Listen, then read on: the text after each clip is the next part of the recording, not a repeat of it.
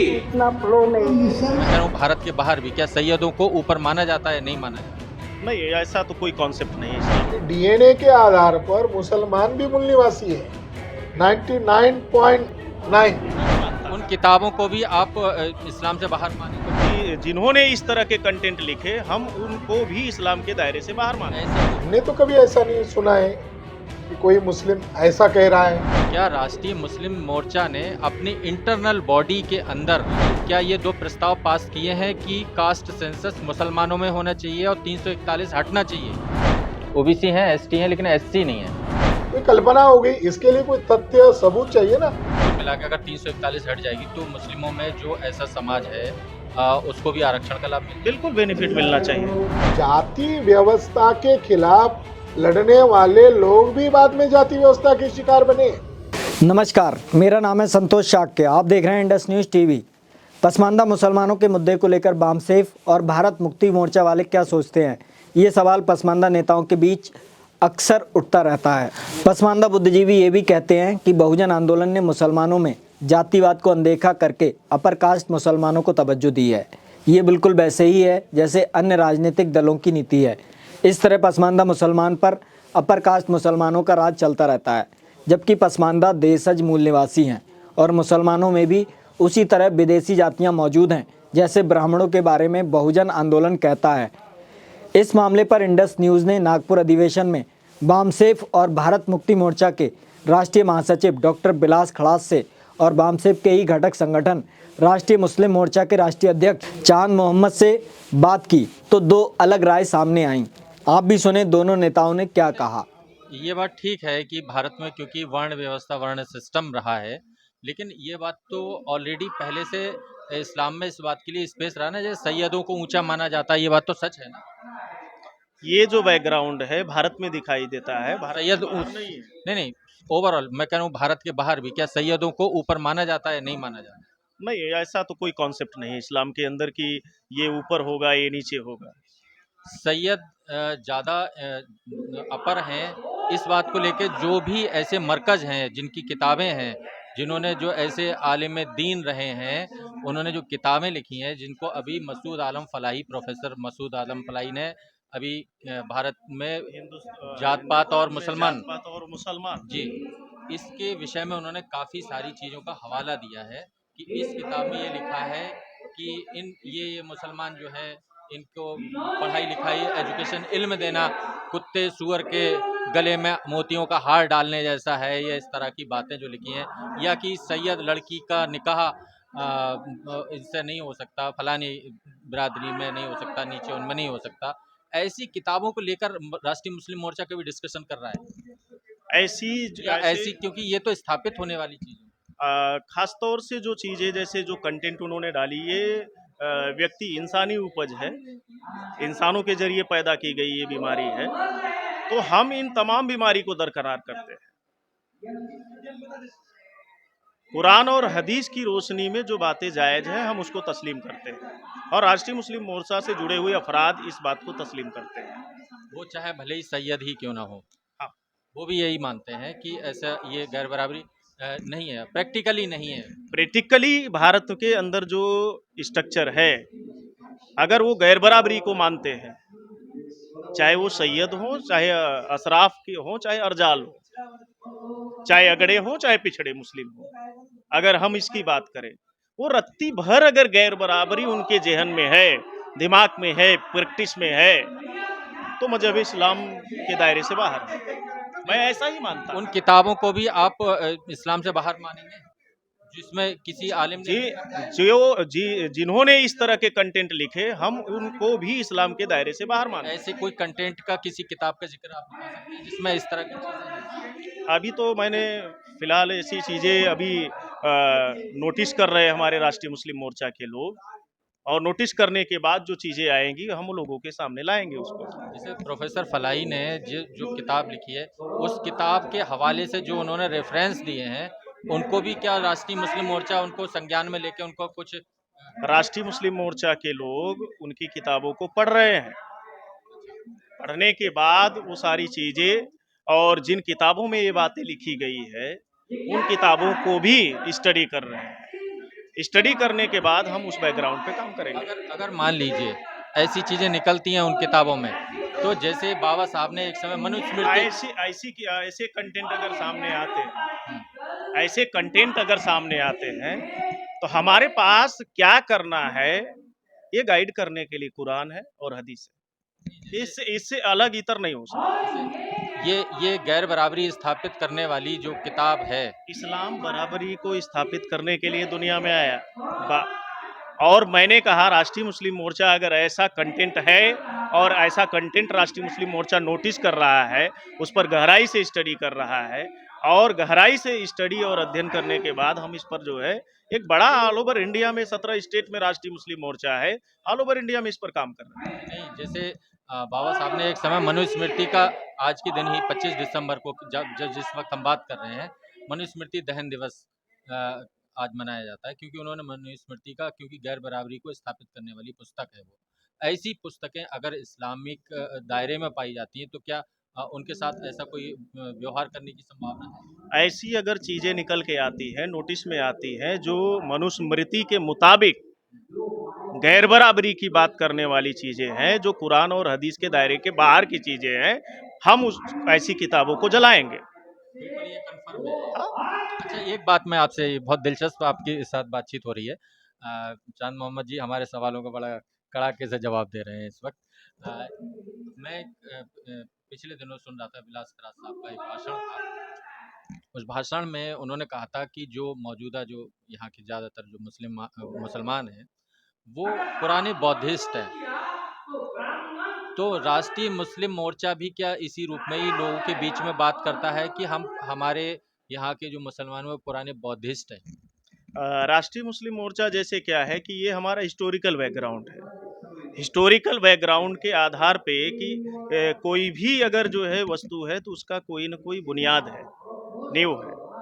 तो historical background के आधार पे भारत में आरएसएस के लोग तो काल्पनिक जो चीज़ें हैं, काल्पनिक इतिहास के जो उन्होंने सिलेबस तैयार किए और काल्पनिक जो चीज़ें उन्होंने लिखी, उसमें तो इस मुसलमानों को विदेशी मानते हैं। भारत में मुसलमान विदेशी नहीं है। साहित्यिक आधार पे, भाषा के आधार पे, और यहाँ तक कि जो चीज़ें अगर हम बात करें तो डीएनए के आधार पे भारत में लोग मूल निवासी हैं। तो ये जो संकल्पना डाली जा रही है, खासतौर से आरएसएस के जरिए ये संकल्पना डाली जा रही है, तो ये जो संकल्पना है ये काफ़ी ज़्यादा खतरनाक है। और जो रियल हिस्ट्री है, जो वास्तविक इतिहास है, और जहाँ से हम लोग निकल के आए, मुसलमानों के अंदर जो जाति पाति की व्यवस्था थी, आज जो मुसलमान हैं अगर हम बात करें तो कहीं ना कहीं जातीय स्ट्रक्चर से जुड़े हुए लोग थे, आज निकल के आए। और उसके पहले हमारा क्या स्ट्रक्चर था, हमारे पुरखे कौन थे, तो ये हिस्ट्री का जुड़ा हुआ मामला है, ये हिस्ट्री से जुड़ा हुआ मामला है। मोहन भागवत कहते हैं कि भारत के सारे मुसलमान पूर्व के हिंदू है, हिंदुओं से कन्वर्ट है। तो भारत के मुसलमान हिंदुओं से कन्वर्ट नहीं है, भारत के मुसलमान बौद्धों से कन्वर्ट है।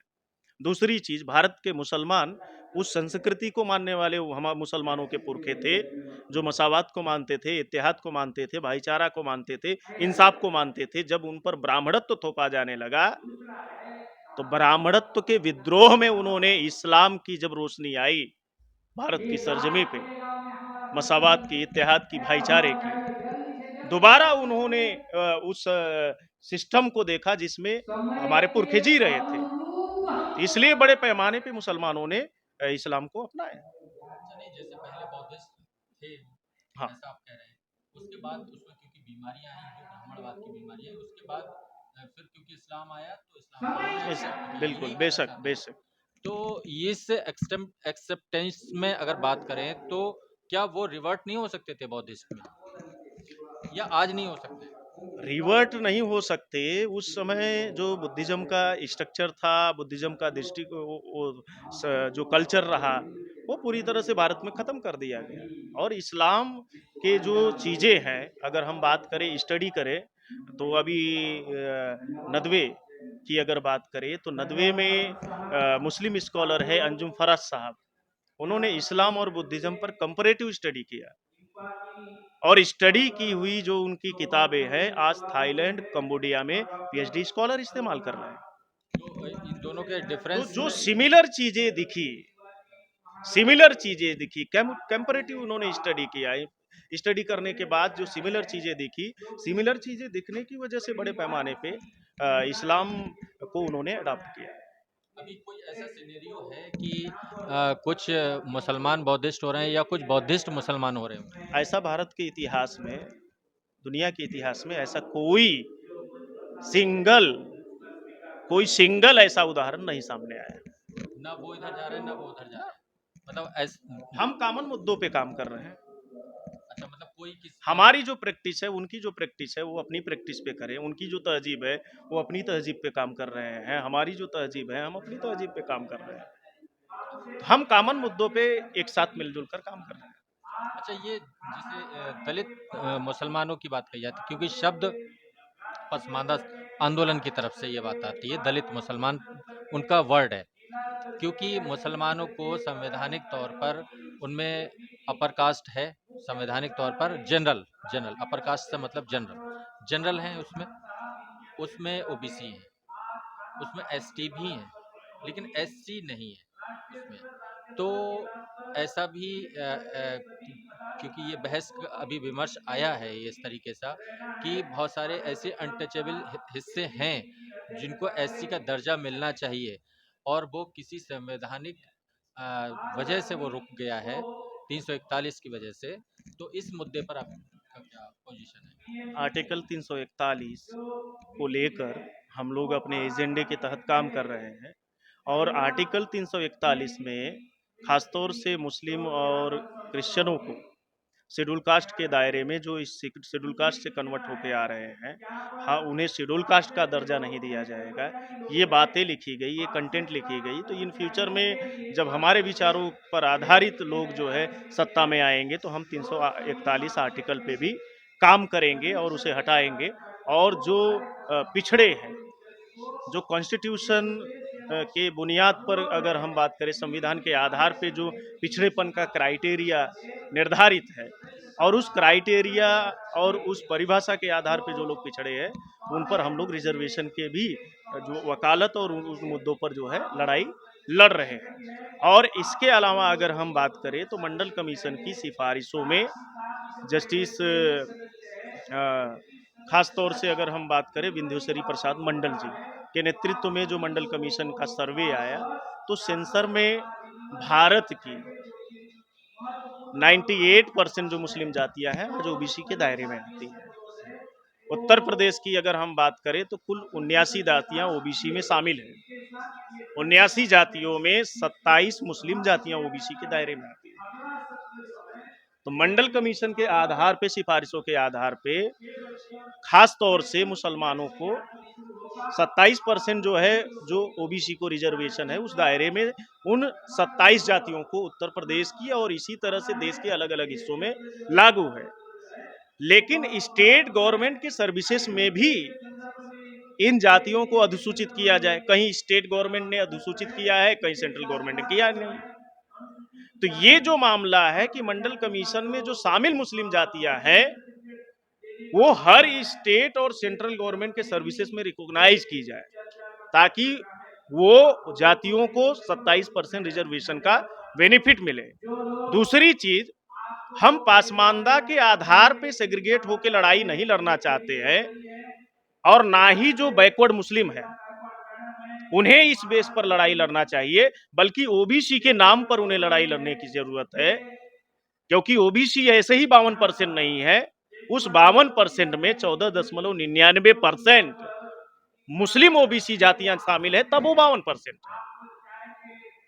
तो अगर 52% के आधार पे 1931 की जनगणना के आधार पे आज आबादी ज्यादा हो चुकी है, 62% है, तो इसलिए देश भर के जो हमारे पासमानदा तबकात के मुस्लिम साथी हैं, मैं उन्हें ये संदेश देना चाहता हूं, हमें थोड़े पे लड़ाई लड़ने के बजाय हम ओबीसी है, एक पहचान हो गई है, एक क्राइटेरिया निर्धारित कर दिया गया है, एक सर्वे हो चुका है।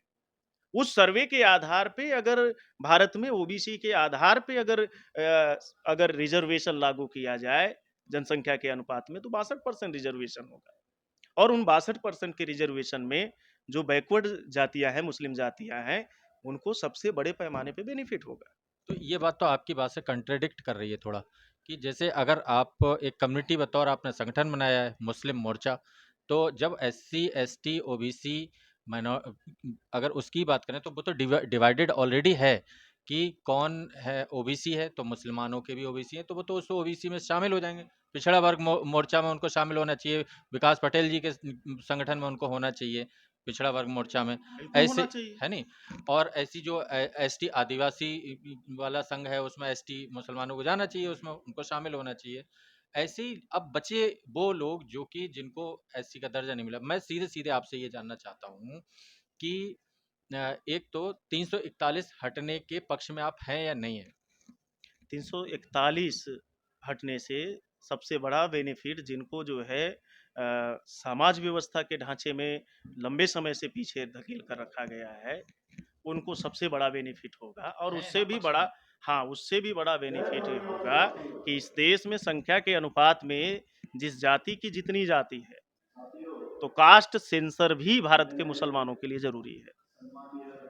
कास्ट सेंसर का भी भारत के मुसलमानों को खास तौर से समर्थन करना चाहिए। उससे सोशल जस्टिस कायम होगा, जिनके साथ इनजस्टिस हो रहा है। मतलब आपका कहना ये है कि 341 हटना चाहिए, और जो मुसलमानों के बीच में भी एक कास्ट सेंसस होना चाहिए, बिल्कुल होना चाहिए, स्पेशली होना चाहिए, बिल्कुल ऐसी होना डिमांड है। चाहिए। ये जो खास तौर से जिन मुद्दों से और जिन मुद्दों से के अगर रास्ते निकले और जिन मुद्दों पे अगर वर्कआउट हो, तो उससे बेनिफिट होगा पिछड़े तबकात के लोगों को। और इसका बेनिफिट बिहार में अभी हमें देखने को मिला। बिहार में जब नीतीश कुमार जी ने कास्ट सेंसर कराया, तो ओबीसी 62% हो गया। तो 62% जो ओबीसी है वो अकेले नहीं है, उसमें 18% मुसलमान भी शामिल है। अच्छा, तो मतलब ये है कि फिर जब अगर ऐसी समूह में मुसलमानों को 30 लड़ने की जरूरत है, सेग्रीगेट होकर लड़ने की जरूरत नहीं। समूह से मतलब क्या है? समूह क्या एक मुस्लिम पहचान के बतौर लड़ना चाहिए, या कि उनको जो उनको पायदान मिला है ओबीसी या उसका जो भी मिला है? मुसलमानों के अंदर खासतौर से अगर हम बात करें, तो एक तरफ हमारी कॉन्स्टिट्यूशनल राइट आइडेंटिटी है, एक तरफ कॉन्स्टिट्यूशनल आइडेंटिटी है, दूसरी तरफ हम जिस रिलीजन की प्रैक्टिस करते हैं उसकी भी आइडेंटिटी है। जिसे आपने क्या उस आइडेंटिटी की बुनियाद पर मैं अपने को मुसलमान मानता हूँ, मोमिन मानता हूँ। क्या राष्ट्रीय मुस्लिम मोर्चा के अंदर ओबीसी प्रकोष्ठ, एससी प्रकोष्ठ या इस तरह से कुछ बनाया गया है? राष्ट्रीय मुस्लिम मोर्चा के अंदर ऐसा कोई प्रकोष्ठ नहीं बनाया गया है, बल्कि राष्ट्रीय मुस्लिम मोर्चा तमाम जैसे हजारों की तादाद में मुस्लिम तंजीमें हैं, वो खालिस मुस्लिम तंजीमें हैं। उसके फाउंडर मेंबर, उसमें काम करने वाले एक्टिविस्ट मेंबर, उसके मीटिंगों में पार्टिसिपेट करने वाले खालिस मुस्लिम होते हैं। और खालिस मुस्लिम तंजीमों के हमने नतीजे देखे हैं।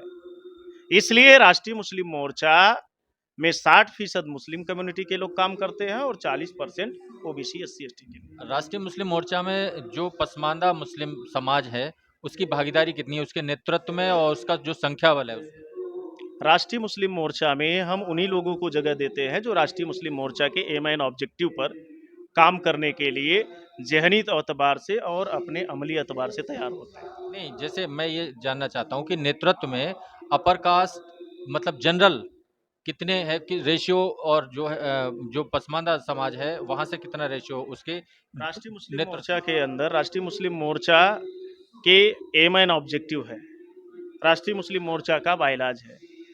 उस बायलाज के मुताबिक जो काम करेंगे उनको हम जो है नेतृत्व देते हैं। यह रिजर्वेशन नहीं है, नेतृत्व में रिजर्वेशन नहीं है? रिजर्वेशन नहीं है, यहाँ रिजर्वेशन नहीं है, आंदोलन में रिजर्वेशन नहीं, कमिटमेंट है। नहीं नहीं, आंदोलन जो ऑर्गेनाइजेशन के प्रति जितना ज्यादा कमिटमेंट है उस एम ऑब्जेक्टिव के लिए, उसको हम लोग जिम्मेदारी देते हैं। जो नहीं ऑर्गेनाइजेशन के एम एन ऑब्जेक्टिव के मुताबिक नहीं काम करता, उसको जिम्मेदारी नहीं देते। ठीक है, वो उसी आपका जो बायलॉज है उसके हिसाब से उसमें नेतृत्व में होंगे ही, लेकिन एक रेशियो फिर भी अगर हम जानना चाहें तो क्या रेशियो? ऐसा कोई रेशियो हमने तय नहीं किया है, कोई अंदाजा, कोई कोई अनुमान? ऐसा रेशियो नहीं तय किया गया। अच्छा, आपकी जो संख्या बल है, मेंबरशिप है, उसमें संख्या संख्यात्मक पसमानदा ही होगा।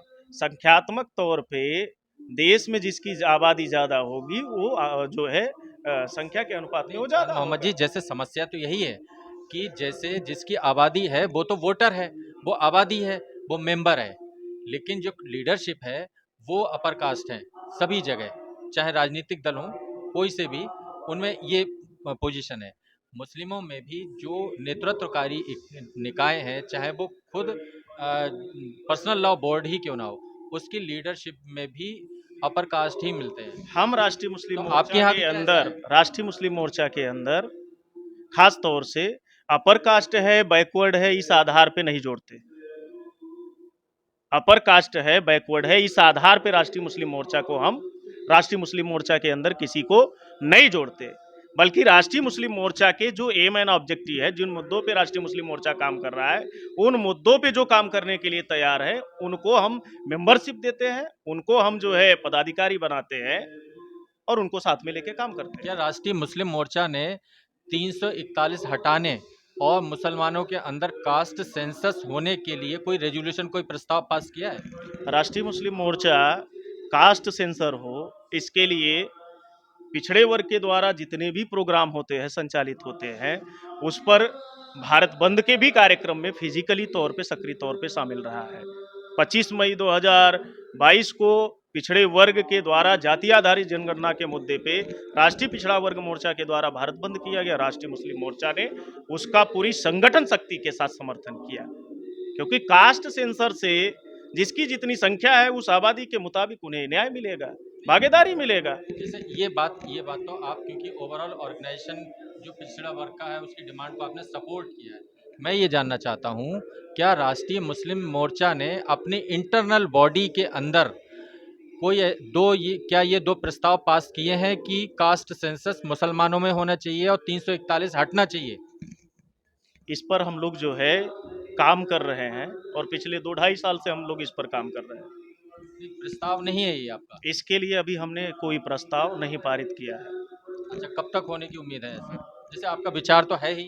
इस पर जब हम कास्ट सेंसर का समर्थन कर रहे हैं तो इसमें जो है प्रस्ताव पारित करने और ना करने का कोई मामला ही नहीं है। कास्ट सेंसस आप जनरल की बात कर रहे हैं, मैं मुसलमानों की बात हम कर रहा हूँ। सेग्रीगेट होके नहीं लड़ना चाहते हैं, ठीक है। अगर हम एक तरफ कास्ट सेंसर की बात करें तो पार्टिकुलर मुस्लिम का कास्ट सेंसर हो नहीं, वो तो ना, no no no no no, जो जिस इशूज को आप बना रहे हैं, जिस इशूज को आप लाना चाहते हैं, जिस इशूज पे आप डिस्कस कर रहे हैं, अगर उस डिस्कशन की बात करें तो उसमें पार्टिकुलर जो हम सेंसर के अगर समर्थन कर रहे हैं तो सेंसर में सेग्रीगेट होकर के मुसलमानों का कास्ट सेंसर हो तो हम इस पर जो है ना कोई रेजुलेशन ना हमारा कोई एजेंडा है। हमारा एजेंडा है कि सभी का कास्ट सेंसर हो, सभी का कास्ट सेंसर होगा तो सभी के साथ जो है न्याय होगा।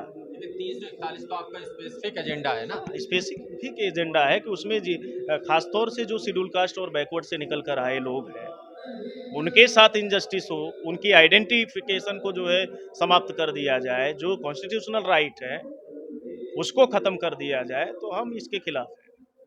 मतलब उनमें एससी का दर्जा मिलना चाहिए? मिलना चाहिए, बिल्कुल मिलना चाहिए। इस बात का तो रेजोल्यूशन हो ही बिल्कुल हम सकता है ना? तायद करते हैं, इसका तो रेजोल्यूशन बिल्कुल तायद करते हैं इस बात का।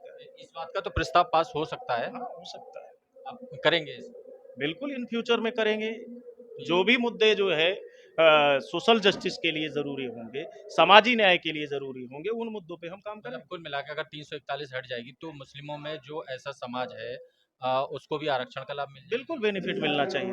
मुद्दा पसमानदा मुसलमानों को लेकर चर्चा काफ़ी इस वक्त हो रही है। पसमानदा समाज के कई बुद्धिजीवी जो हैं लगातार इस पे अपनी बात रख रहे हैं, जो भी उनको मंच मिल रहा है उसमें कि जैसे बाकी पूरी सोसाइटी में यहाँ पर कास्ट सिस्टम ऑपरेट करता है, ऐसे हमारे यहाँ भी जातिवाद है और उस मामले डिस्क्रिमिनेशन का जो सवाल है उस पर उसको कोई उठा नहीं रहा है। मतलब उनको समग्र एक मुस्लिम कम्युनिटी के तौर पर देख लिया जाता है और उनकी शिकायत बामसेफ से भी इस रूप में मैंने देखी है कि उनका कहना है कि बामसेफ भी हमको एज ए कम्युनिटी देखता है, हमारे अंदर जो इस तरीके का जो भेदभाव है उसको कंसीडर नहीं किया जाता उसको। तो ये क्या सच है? हमने ऐसा तो नहीं सुना कभी। हम जब डीएनए के आधार पर सभी कम्युनिटी के लोगों को उनके एजेंडे, उनके इश्यूज को लेकर जोड़ रहे हैं। तो हमने तो कभी ऐसा नहीं सुना है कि कोई मुस्लिम ऐसा कह रहा है। नहीं, ऐसा है। और वो भी अपने मैंने यहाँ कुछ विदेशियों को मैंने गिनाते हैं। मैंने आपको स्पष्ट रूप से कहा कि डीएनए के आधार पर मुसलमान भी मूल निवासी है। कितने परसेंट? 99.9% वो बोलते हैं 90%। मुसलमान मूल निवासी है। 0.1 हो सकता है ब्राह्मणों से कन्वर्ट हो, और ऐसे बीजेपी के मंचों पर भी जा भी रहे हैं। नहीं, जैसे उनका कहना है कि मगर हमारे यहाँ अगर ये समस्या पसमानदा मुसलमानों की समस्या है तो पसमानदा मुसलमानों को आगे आना चाहिए, लीडरशिप का निर्माण करना चाहिए और अपने इश्यूज पर लड़ना चाहिए, न कि दुश्मनों के इश्यूज पर। एससी एसटी ओबीसी के अंदर हम लीडरशिप पैदा कर रहे हैं, मुसलमानों के अंदर भी हम लीडरशिप पैदा कर रहे हैं। तो जो हमारे राष्ट्रीय मुस्लिम मोर्चा के अंदर काम करने वाले लोग हैं वो तो पसमानदा मुस्लिम ही है। दलित मुस्लिम के आरक्षण की डिमांड भी उठ रही है। हम कह रहे हैं कि दलित गाली है। दलित नामक कोई कॉन्सेप्ट ही नहीं है, एज अ कॉन्स्टिट्यूशन में भी नहीं है। तो वो तो एससी तो है ही आप नहीं कौन उसमें। है शेड्यूल कास्ट, क्यों दलित कह रहे हो? नहीं, एससी है ही नहीं उसमें मुसलमानों आप में। शेड्यूल कास्ट कहो। ये टर्म वो खुद ही दे रहे हैं और वो ये कह रहे हैं हमारे यहाँ एससी का हमको हमारे उसमें दिया ही नहीं गया हमको ये राइट कि एससी भी हैं। ठीक है, रिजर्वेशन को लेकर कई राज्यों में मुसलमानों को रिजर्वेशन है। आप ऐसा कह सकते हो तो मंडल आयोग के डाटा में भी बहुत सारी जानकारी है कि बैकवर्ड कास्ट की जो लिस्ट उन्होंने बनाई तो मुसलमानों के अंदर ओबीसी हैं। ओबीसी है, उन्होंने कहा ओबीसी हैं, एसटी हैं, लेकिन एससी नहीं है। तो वो मामला आयोग बनाने का मामला है, वो मामला चिन्हित करने का मामला है। हम कहे तो कल्पना हो गई, इसके लिए कोई तथ्य सबूत चाहिए ना, या जो डिनाई कर रहे हैं उसके पास कोई तथ्य सबूत चाहिए। नहीं, वो तो तथ्य सबूत तो क्या है वो हमको दिखाइए, उसके बाद हम आपको बताएंगे उसके ऊपर। चलिए इस मामले पर क्योंकि वो कल्पना है। नहीं, हम इस मामले में आपकी और उनकी जो है नहीं, मामला ये है, इस्लाम समानता को मानता है, ये प्रिंसिपल हुआ, ये सिद्धांत हुआ। तो इस आधार पर वो कह रहे हैं कि अब हम छुआछूत या ऐसी कॉन्सेप्ट को तो नहीं मानते, इस आधार पर वो डिनाई कर रहे हैं। हम हमारे पास दलित नहीं है, इस आधार पर वो कह रहे होंगे, क्योंकि इस्लाम की बुनियाद समानता है। हाँ, वो ये कहते हैं कि हमारे धार्मिक रूप से इस चीज़ का, इस कंसेप्ट की जो है स्वीकृति नहीं है, लेकिन हमारा सोसाइटी में इसकी स्वीकृति है, यहाँ पर भी है हमारे, और जो भी इस सब कॉन्टिनेंट में की बीमारी बताते हैं तो इस रूप में कहते हैं, खासतौर पर इंडिया के अंदर। यहाँ तक कि मुसलमानों में नॉमेडिक ट्राइब्स भी है। सपेरा एक कम्युनिटी है, हाँ, जोगी हैं, घुमंतु जनजाति नॉमेडिक ट्राइब जिसको बोलते हैं वो भी है। तो जाति व्यवस्था के खिलाफ लड़ने वाले लोग भी बाद में जाति व्यवस्था के शिकार बने, क्योंकि जब तक समग्रता में व्यवस्था में परिवर्तन नहीं होगा, कहीं ना कहीं वो भी उसके शिकार होंगे। व्यवस्था को परिवर्तन करना होगा। आप देखते रहिए इंडस न्यूज़ टीवी। मैं संतोष शाक्य, कैमरे पर थे अनुभव। आप अधिक खबरों के लिए हमारी वेबसाइट indusnewstv.com भी लॉगिन कर सकते हैं। आप हमें फेसबुक, यूट्यूब, इंस्टाग्राम, ट्विटर पर भी फॉलो एंड सब्सक्राइब कर सकते हैं। Thank you.